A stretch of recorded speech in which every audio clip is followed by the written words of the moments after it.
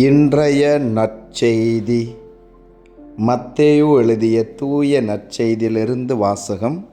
ஆண்டவரே, மாட்சி உமக்கே. அதிகாரம் 11, இறை வார்த்தைகள் 16 முதல் 19 முடிய. அக்காலத்தில் இயேசு மக்கள் கூட்டத்துக்கு கூறியது: இத்தலைமுறையினரை யாருக்கு ஒப்பிடுவேன்?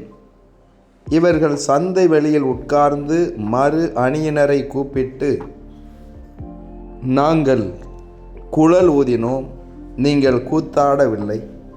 நாங்கள் ஒப்பாரி வைத்தோம், நீங்கள் மாரடித்து புலம்பவில்லை என்று கூறி விளையாடும் சிறு பிள்ளைகளுக்கு ஒப்பானவர்கள். எப்படியெனில், யோவான் வந்தபோது அவர் உண்ணவும் இல்லை, குடிக்கவும் இல்லை. இவர்களோ அவன் பேய் பிடித்தவன் என்கிறார்கள்.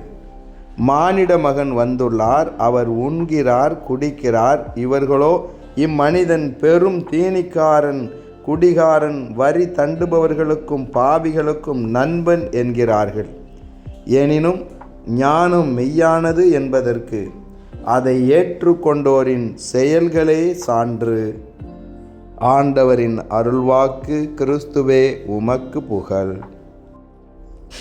ஆண்டவர் இயேசுவில் அன்பார்ந்த இறைமகன் கேத்தலிக் டிவி நேயர்களே, உங்கள் அனைவரையும் உயிர்த்த நம் ஆண்டவர் இயேசு கிறிஸ்துவின் பெயரிலே அன்போடு வாழ்த்துகிறேன். உங்கள் அனைவருக்காகவும் நான் திருப்பலி ஒப்பு கொடுத்து சிறப்பாக ஜெபம் செய்கிறேன். திருவருகை காலத்திலே கிறிஸ்துடைய வருகைக்கு நம்மை தயார் செய்து கொண்டிருக்கக்கூடிய இந்த நாட்களிலே இன்று மீண்டும் திருமுழுக்கு யோவானை குறித்து நம் ஆண்டவர் இயேசு கிறிஸ்து பேசுவதை நாம் பார்க்கிறோம். திருமுழுக்கு யோவான் ஒரு இறைவாக்கினராக ஊருக்கு வெளியே தங்கி ஒரு துறவியைப் போல முற்றிலும் தன்னை துறந்தவராக நற்செய்தி அறிவிக்கிறார். ஆண்டவருடைய பாதையை செம்மையாக்குகிறார். ஆனால் ஆண்டவர் இயேசு கிறிஸ்து அதே காலத்தில் தன்னுடைய பணி வாழ்க்கையை தொடங்கியவர். இருவரும் ஒரே காலத்தில்தான் கருவறையில் வளர்ந்தவர்கள். அந்த அடிப்படையிலே இயேசு கிறிஸ்து ஊருக்குள்ளாக மக்களோடு மக்களாக இருந்து போதிக்கிறார், புதுமைகளை செய்கிறார். திருமுழுக்கு யோவான் ஊருக்கு வெளியே இருக்கிறார். அவர் காட்டுத்தேனும் வெட்டுக்கிளியும் உண்டு வந்தார். ஆண்டவர் இயேசுவோ ஊருக்குள்ளாக மக்களோடு மக்களாக இருக்கிறார். அவர்கள் வீடுகளுக்கு செல்லுகிறார். அங்கே உணவு உண்டு. அதன் வழியாக நற்செய்தி அறிவிக்கிறார். சக்கேயுனுடைய வீட்டிற்கு சென்று உணவருந்தக்கூடிய அந்த வேளையில்தான் அவர் ஒரு சக்கேயு ஒரு மனமாற்றத்தை பெற்றதை நாம் பார்க்கிறோம். இப்படியாக ஆண்டவர் இயேசுடைய நற்செய்தி அறிவிப்பு பணிக்கும் திருமுழுக்கு யோவானினுடைய நற்செய்தி அறிவிப்பு பணிக்கும் பெரும் வேறுபாடுகள் இருக்கின்றன. ஆனால் இரண்டு பேரையுமே ஒரு கூட்டம் குறை சொல்லி கொண்டே இருந்தது. அதைத்தான் நம் ஆண்டவர் இயேசு கிறிஸ்து இன்றைய நற்செய்தியிலே விமர்சனம் செய்கிறார். ஆம், ஊருக்கு வெளியே இருந்த திருமுழுக்கு யோவானை பேய் பிடித்தவன் என்று சொன்னார்கள். அதேபோல நம் ஆண்டவர் இயேசு கிறிஸ்து மக்களோடு மக்களாய் இருந்த பொழுது இவர் பாவிகளோடு இருக்கிறார் என்று சொன்னார்கள். என் அன்பு சகோதர சகோதரிகளே, இதோ இந்த வருகை காலத்திலே கிறிஸ்துனுடைய வருகைக்கு நம்மை தயார் செய்யக்கூடிய விதத்திலே பிறரை குறை சொல்லாமல் இருக்க நாம் நம்மையே மாற்றிக்கொள்ளுவோம். பல நேரங்களிலே நாம் நம்முடைய தவறுகளை, குறைகளை மறைப்பதற்கு மற்றவர்களுடைய குறைகளை நாம் அதிகமாக மிகைப்படுத்தி பேசுகிறோம். இதோ இன்று நாம் வாசிக்க கேட்ட நற்செய்தியிலே ஒரு சிறு கூட்டம் ஆண்டவர் இயேசுவையும் குறை சொல்லியது, திருமுழுக்கு யோவானையும் குறை சொல்லியது. அதேபோல நாமும் நம்மோடு இருப்பவர்களை குறை பேசி கொண்டிருக்கிறோம், மற்றவர்களை தீர்ப்பிட்டு கொண்டிருக்கிறோம். நமக்கு எதுவுமே நிறைவை, திருப்தியை கொடுக்காத நிலையிலே நாம் குறை பேசிக்கொண்டே இருக்கிறோம். இதோ இந்த நாளிலே, இந்த வருகை காலத்திலே கிறிஸ்துடைய வருகைக்கு நம்மை தயாரிக்கும் விதமாக இன்றிலிருந்து நாம் மற்றவர்களிடம் இருக்கக்கூடிய நல்லதை மட்டுமே பார்த்து பாராட்டக்கூடிய நற்பண்பிலே வளருவோம். ஆண்டவர் இயேசு கிறிஸ்து திருமுழுக்கு யோவானை விட இந்த மண்ணுலகில் பிறந்த மனிதர்களில் எவரும் பெரியவரில்லை என்று சொன்னார். அப்படியாய் நாம் பாராட்ட கற்றுக்கொள்ளுவோம். பல நேரங்களிலே நாம் குறை பேசி இருக்கிறோம். இதோ இந்த நாளிலே ஆண்டவரிடத்திலே மன்னிப்பு கேட்போம். அதே போல் நம்முடைய தவறுகளை நாம் சரி செய்து கொள்வோம். என் அன்பு சகோதர சகோதரிகளே, நாவை நாம் அடக்க வேண்டும்.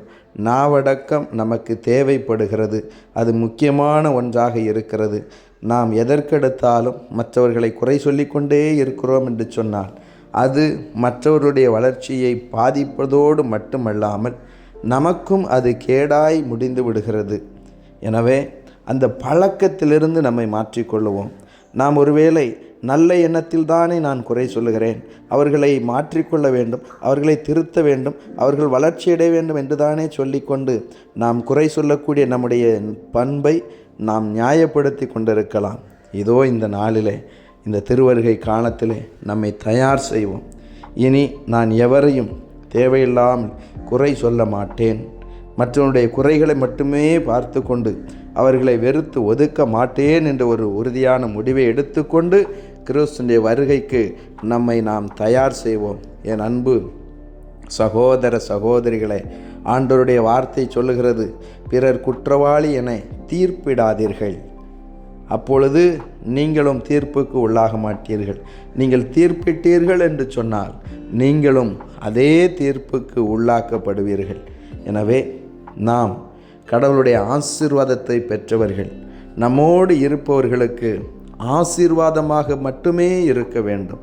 ஆபிரகாமை பார்த்து ஆண்டவர் சொன்னார், நீயே ஆசியாக விளங்குவாய் என்று சொல்லி.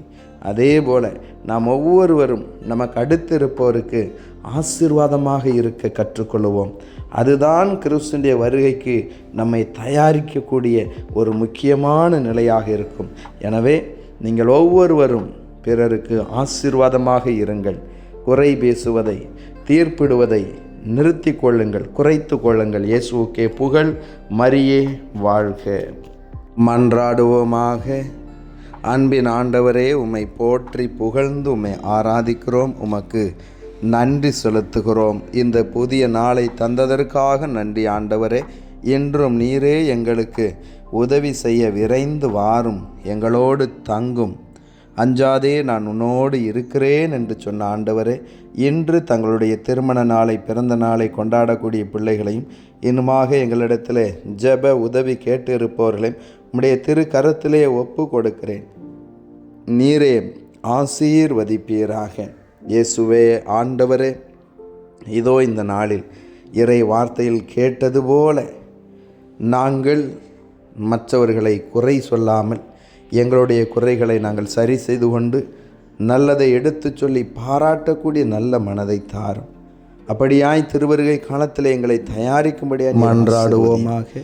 இதோ இந்த நாளிலும் திருமுழுக்கு யோவானை பாராட்டிய நீரே எங்கள் மத்தியில் பிரசன்னமாய் இருந்தார்கள். நீங்கள் ஒவ்வொருவருக்கும் புகழ் நல்ல உடல் உள்ள சுகத்தை நன்றி செலுத்துகிறோம். நோய் நொடிகள் இல்லாமல் இந்த புதிய நாளை தந்ததற்காக நன்றி. எங்கள் குடும்பங்களில் அன்பும் நீரே எங்களை உதவி செய்ய இயேசுவே, இன்று நாங்கள் எடுக்கக்கூடிய முடிவுகளையும் உங்களுடைய முயற்சிகளையும் ஆசீர்வதியும். இன்று நாங்கள் இன்று தங்களுடைய தினங்களில் நாளை எங்களோடு இருந்து எங்களை பாதுகாப்பீராக. இதோ இந்த நாளிலும் கூட திரு கரத்திலே எங்களுடைய ஜெபிக்கிறேன். நீரே பிரசன்னமாக இருப்பவரே, இயேசுவே ஆண்டவர் மத்தியில் வாழ்ந்து மரித்தவர்களை யோவானை பாராட்டுகிறோம். நீரே அந்த ஆன்மா நாங்களும் நித்திய இளைப்பாறுதலை கொடுப்பீர். நல்ல அவர்கள் செய்தோ இந்த நாளிலும் திருமணத்திற்காய் குழந்தை சொல்படியான நல்ல மன வேலை வாய்ப்பிற்காய் ஜெபிக்கக்கூடிய திருமுழுக்கு யோவானை கேட்டருளும். நாங்களும் உம்முடைய பாராட்டை இந்த ஜெப வேலையவர்களாக ஜெபித்துக் கொண்டிருக்கிற ஒவ்வொருடைய உள்ளத்தின் விருப்பத்தையும் நீர் நிறைவேற்றுவீராக. இந்த நாள் வெற்றியின் ஆசீர்வாதத்தின் மகிழ்ச்சி நாளாய் இருக்கட்டும். எங்கள் இல்லங்களை எந்த தீங்கும் நெருங்காதபடியாக ஒவ்வொரு குடும்பமாக இருந்து எங்களை பாதுகாத்து ஒவ்வொரு வீட்டில் எங்கள் பயணங்களில் உம்முடைய வான தூதர்களை அனுப்பி நீரே பாதுகாப்பீராக.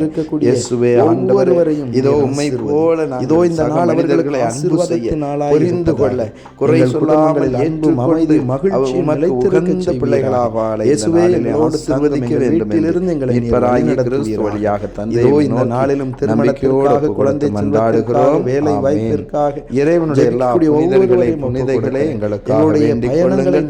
அனைத்து காவல் தூதர்களே எங்களுக்காக வேண்டிக் கொள்ளுங்கள். எல்லாம் வல்ல இறைவன் தந்தை மகன் இந்த ஆவியானவர் ஒவ்வொருவரையும் ஆசீர்வதிப்பாராக. இந்த ஜெப வேளையில இணைந்து ஜெபித்துக் கொண்டிருக்கிற ஒவ்வொருடைய துயரத்தையும் கண்ணீரையும் வேதனையும் நீரே மகிழ்ச்சியாய் மாற்றி கொடுப்பீராக. இயேசுவே ஆண்டவரே, இதோ இந்த நாளிலும் படித்து கொண்டிருக்கக்கூடிய பிள்ளைகளையெல்லாம் உம்முடைய ஞானத்தினால் நிரப்புவீராக. இதோ அவர்கள் ஒழுக்கத்தில் கல்வியில் சிறந்து விளங்கவும் இந்த தேசத்தின் நல்ல தலைவர்களாக உருவாகும்படியாகவும் நீர் ஆசீர்வதிப்பீராக. எங்கள் உழைப்பை, எங்களுடைய தொழிலை ஆசீர்வதியும். சோர்ந்து போய் இருக்கக்கூடிய பிள்ளைகளை நீர் தேற்றும். நீரே ஆசீர்வதியும். நீரே எங்களை கரம் பிடித்து வழிநடத்தும். ஆண்டவரே, இந்த நாளிலும் எங்கள் மத்தியிலே வாழ்ந்து இறந்து போன எங்கள் குடும்பத்தில் உள்ள உற்றார் உறவினர்கள் நண்பர்கள் ஒவ்வொருவரையும் உடைய கரத்திலே ஒப்பு கொடுக்கிறோம். நீரே இந்த ஆன்மாக்களை உடைய விண்ணக பேரின்ப வீட்டிலே சேர்த்து கொள்வீராக. எங்கள் மீட்பராகிய கிறிஸ்து வழியாக தந்தையை நோக்கி நம்பிக்கையோடு ஒப்பு கொடுத்து மன்றாடுகிறோம். ஆமேன். இறைவனுடைய எல்லா புனிதர்களே எங்களுக்காக வேண்டிக் கொள்ளுங்கள். அனைத்து காவல் தூதர்களே எங்களுக்காக வேண்டிக் கொள்ளுங்கள். எல்லாம் வல்ல இறைவன் தந்தை மகன் தூய ஆவியானவர் உங்கள் ஒவ்வொருவரையும் ஆசீர்வதிப்பாராக. ஆமேன்.